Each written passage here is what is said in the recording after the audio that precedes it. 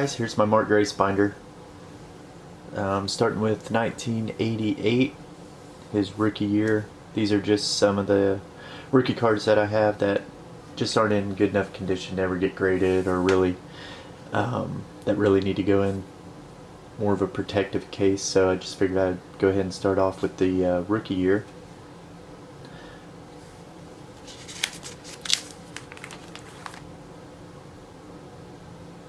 Then we kind of fade into 89 right here with the cup cards and the upper deck. Nothing really too special in this binder. I mean, these are just generic late 80s and 90s cards, and I've got quite a few of them.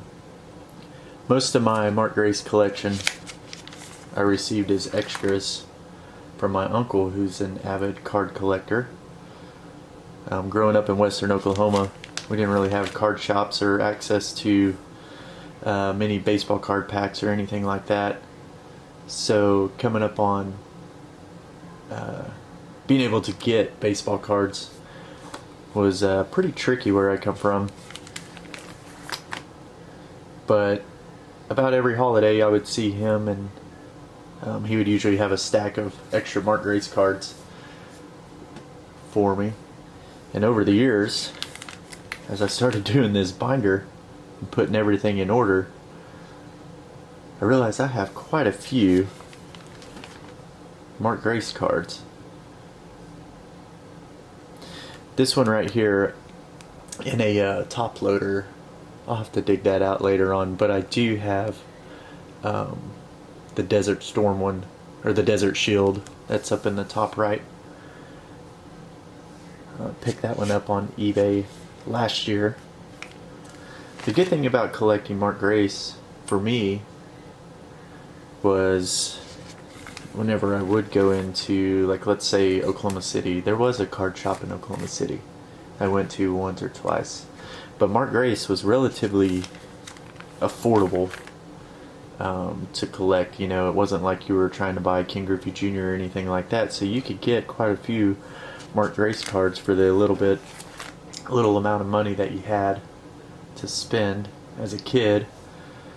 I don't really know what my fascination of Mark Grace, or how it came to be. I just, you know, we only have 5 channels on TV when we were growing up, and one of them was WGN. And so naturally we would, in the summertime, as an excuse to come inside to get a little bit of a break from the heat, you could, you know, had an excuse to watch the Cubs in the afternoon. And for some reason I really just really latched on to watching Mark Grace, and then he became my favorite player.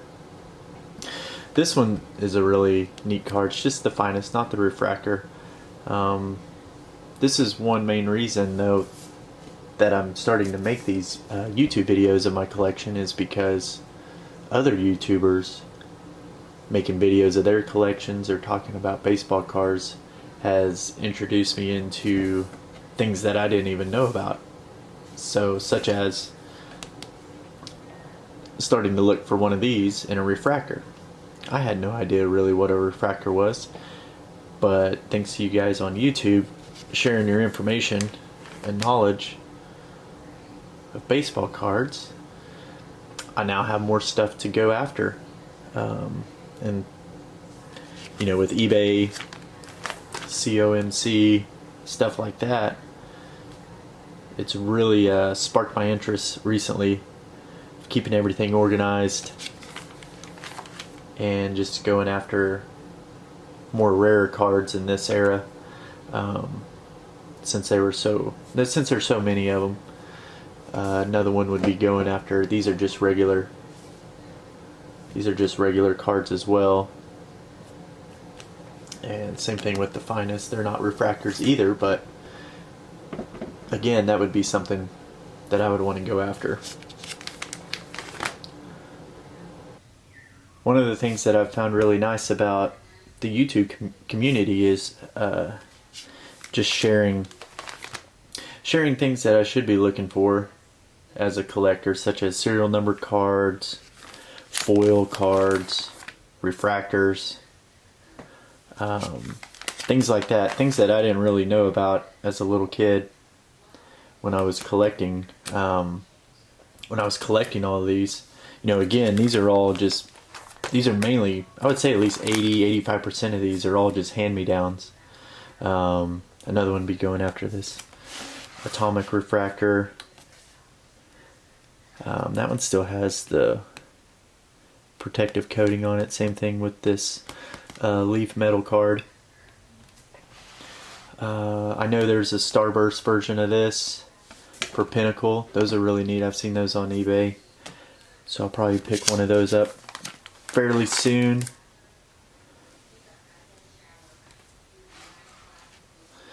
These are just filler cards. I was buying a lot of 89 Fleer, just trying to pull the Billy Ripken Rip Face card just because I thought it would be a lot of fun. I actually did get it, but it was the blacked out version on the knob. But got quite a few 89 Griffeys, Bigiots, Smoltz. So still wasn't a bad, you know, not a bad box to buy. Just to play around with. You have Hall of Fame rookie cards in there. This one's a really neat card. I like this one. It's a Fleer Ultra in the gold.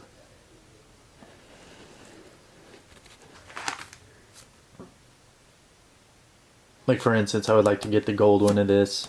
Very inexpensive. With the serial number.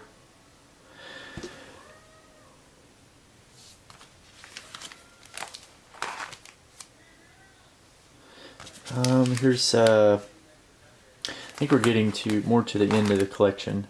Yeah, these are yeah, 02. I believe these are 03, which was his last year. Yeah, these two are 03. And then the rest are those two right there are just post-career cards. Alright, so here are my Mark Grace rookie cards. And some others.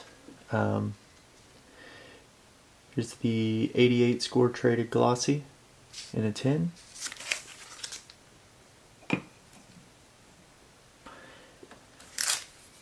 The 88 tops traded in a tin. You know, these are all relatively inexpensive to pick up. I picked these up a couple years ago. Just thought it'd be fun to have them in my collection. Just a nicer version of the Mark Grace cards. 88 Donruss rookies in a tin. That one's actually a pretty neat card. Don't see it very often on eBay either.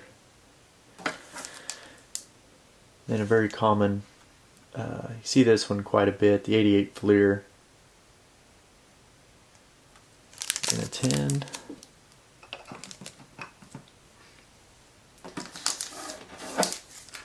Then I've got the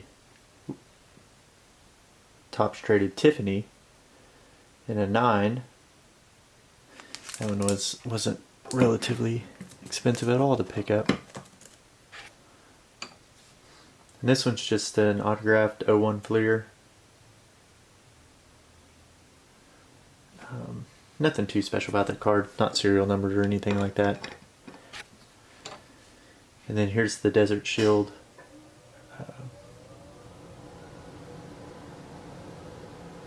Topps card, 91. It's in pretty good shape. But I just really like the history behind these cards. These are really neat. It's the only one I have. But wouldn't mind picking up the Ken Griffey Jr. or maybe a Cal Ripken Jr. in that one as well. But yeah, that's all I've got so far. Thank you guys for killing a couple minutes. Check out my Mark Grace collection.